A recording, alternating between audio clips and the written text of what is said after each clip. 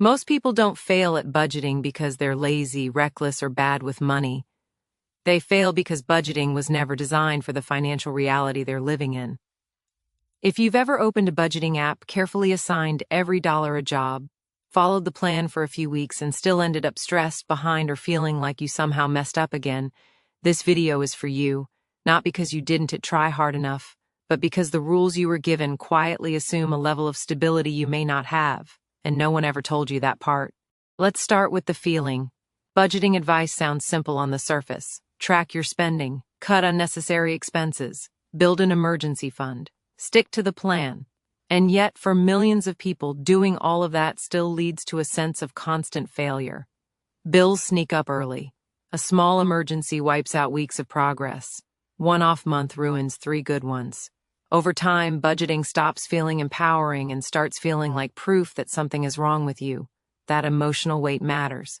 Because when a system repeatedly fails people who are earnestly trying to use it, the problem is usually the system. Here's the uncomfortable truth.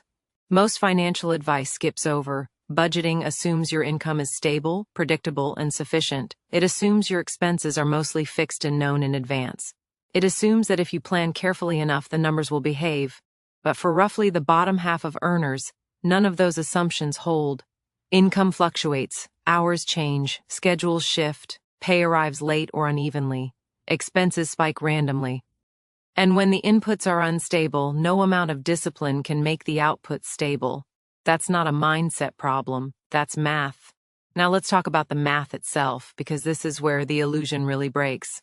Most budgets are built like a static equation. Income minus expenses equals savings.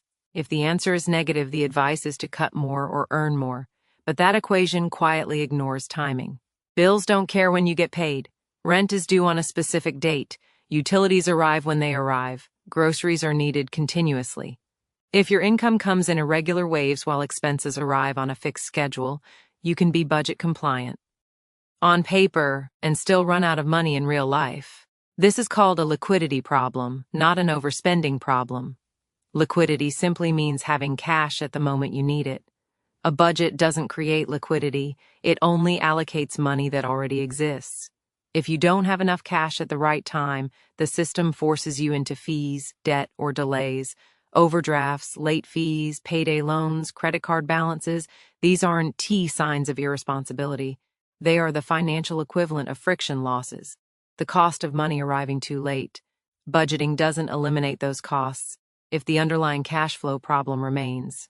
There's another layer most people never see. Volatility itself is expensive. When income fluctuates, you can't optimize, you can't buy in bulk reliably, you can't commit to lower-cost long-term contracts, you can't risk locking money away in savings because you might need it next week. Every financial decision becomes defensive instead of strategic, and defense costs money. Stability gets discounts, instability gets penalties. Budgeting doesn't remove that penalty. It just forces you to absorb it quietly. Now zoom out further. Even if you perfectly track every dollar, budgeting assumes that the solution to financial stress is personal optimization. That if you adjust your behavior enough, the system will meet you halfway. But the system isn't neutral. It's structured to reward predictability and punish volatility. Employers externalize risk through variable hours. Landlords demand fixed payments. Banks charge fees for imbalance. Social benefits phase out abruptly. All of that risk lands on the individual, and budgeting is offered as a coping mechanism, not a solution. This is where people internalize blame. When the budget breaks, the conclusion is I messed up. Not the system is brittle, but a system that collapses under normal expected life events isn't a personal failure. It's a design failure. Emergencies aren't rare. Income disruptions aren't rare. Medical bills, car repairs, family obligations, job instability. These are predictable features of life. A financial system that only works when nothing goes wrong, only works for people insulated from reality. There's also a psychological cost that rarely gets acknowledged. Budgeting under scarcity increases cognitive load. When every decision has consequences and there's no margin for error, your brain shifts into survival mode. Short-term thinking increases. Mental fatigue sets in. Decision quality drops. This isn't weakness, it's biology. Scarcity narrows attention.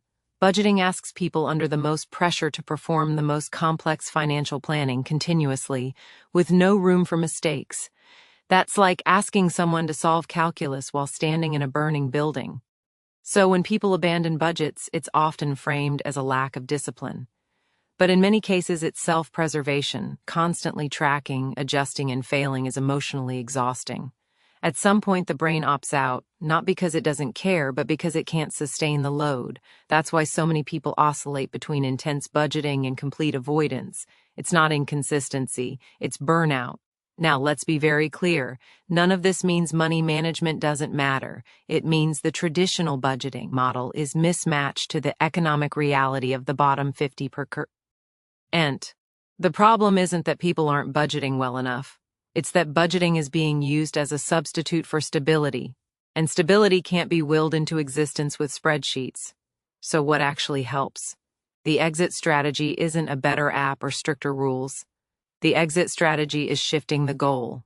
Instead of optimizing spending first, the real goal is reducing volatility. That might mean prioritizing income smoothing over maximizing income, choosing predictable hours over higher but unstable pay, using buffers strategically, even tiny ones, not as savings but as shock absorbers.